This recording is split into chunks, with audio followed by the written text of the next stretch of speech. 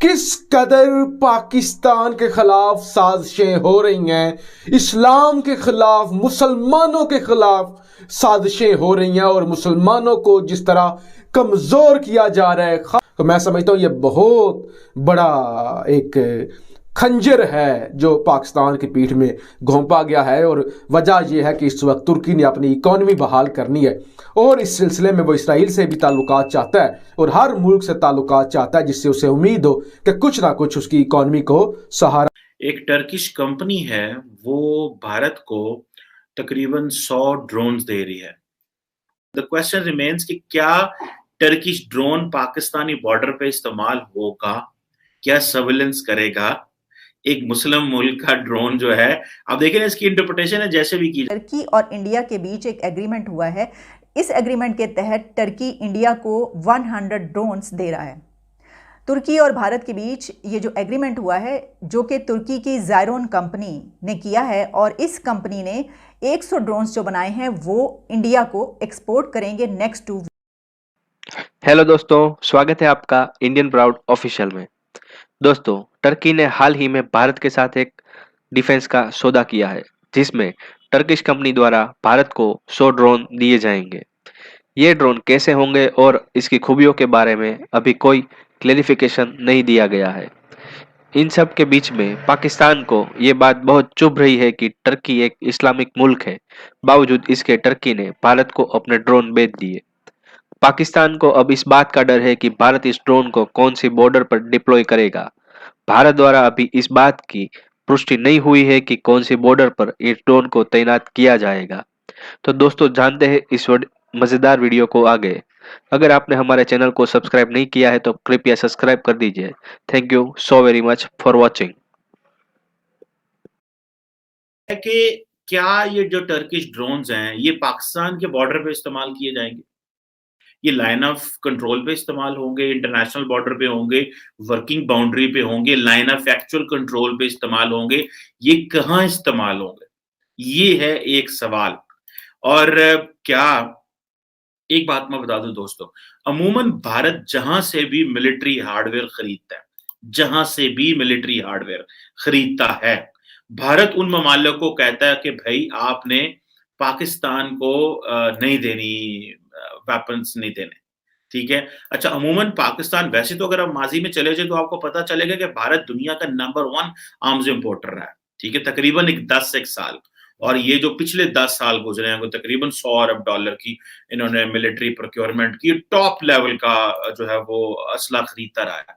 अभी भारत आहिस्ता आहिस्ता वो उसको नंबर 2 पे आया है और मेरा ख्याल है कि वो ज्यादा इंडिजनाइजेशन की बात कर रहे हैं, बल्कि अब तुर्की जो है वो इंडिया को ड्रोन देने जा रहा है और उसके बाद पाकिस्तानी मुफ्त में नाराज, पाकिस्तानी नाराज। अच्छा, तुर्की ने फिर कश्मीर से गद्दारी कर दी, कश्मीरियों से गद्दारी कर दी है।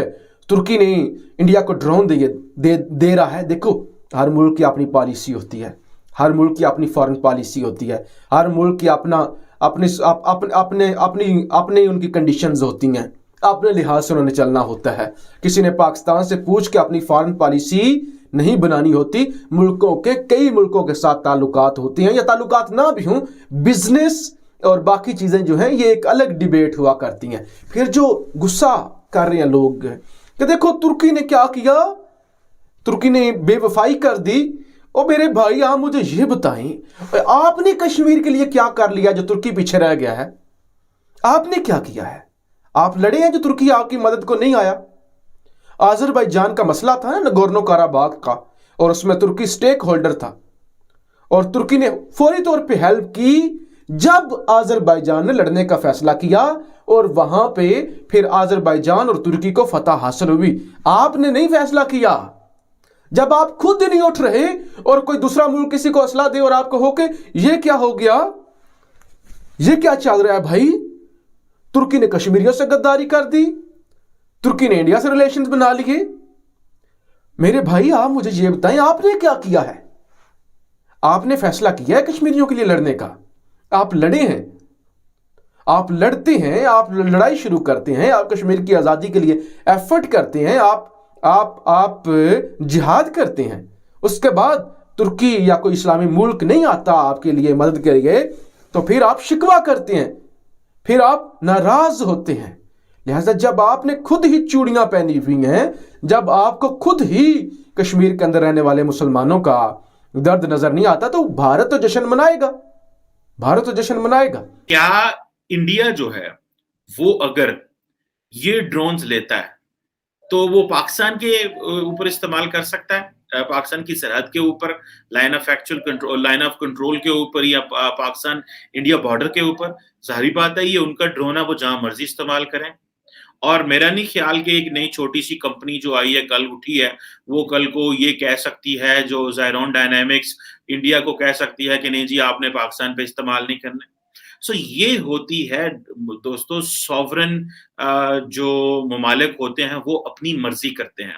अब जो टर्किश गवर्नमेंट है उसने जारी बात है ज़ायरोन डायनामिक्स को ये लाइसेंस तो दिया है कि वो ठीक है एडवांस टेक्नोलॉजी पे काम कर रहे हैं, वो कटिंग एज टेक्नोलॉजी पे काम कर रहे हैं, वो डीसीएम श्री राम इंडस्ट्रीज को ये बेचेंगे।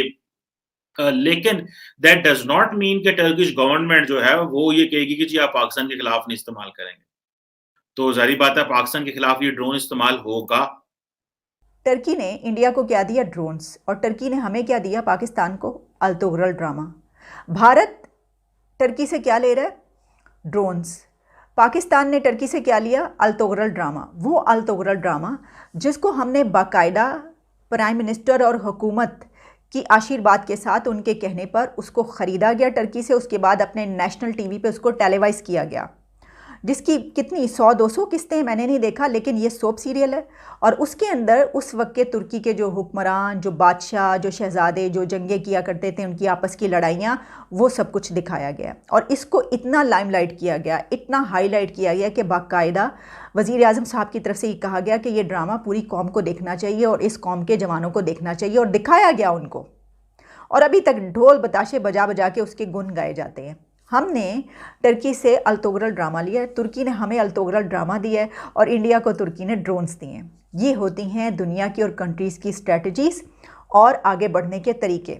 हम आगे किस में बढ़ रहे हैं? अल्तोगरल में, जिहादी माइंडसेट में, जो उसमें दिखाया गया है। देखिए ये तो नसीम हिजाज़ी के नॉवेल्स पढ़ पढ़ के जो जवान हुए उन्होंने क्या किया इस हाल पाकिस्तान का, देख लिया ना। हर जगह से एक नई मजहबी शिद्दत पसंद जमात जो है उगती है, और उसके बाद इतनी बन गई कि अब आप देख ही रहे हैं क्या हो रहा है यहाँ पर। और दूसरी तरफ दूसरे कंट्रीज़, लोग ये कहते हैं कि हम तो अपनी इकॉनमी देखेंगे। अब इस वक्त पाकिस्तान का क्या सवाल नहीं बनता उससे, टर्की से? देखिए एक तो एंगल मैंने इस पे ये बात की कि वज़ीर आज़म साहब के पास इतना वक्त है। मुझे तो इस चीज़ की भी बड़ी हैरत हुई कि पूरी दुनिया में वो कौन सा वज़ीर आज़म है जिसके पास इतना वक्त हो कि वो इतने लंबे सोप सीरियल्स जो हैं वो बाकायदा देखें और फिर अपने लोगों को कहें कि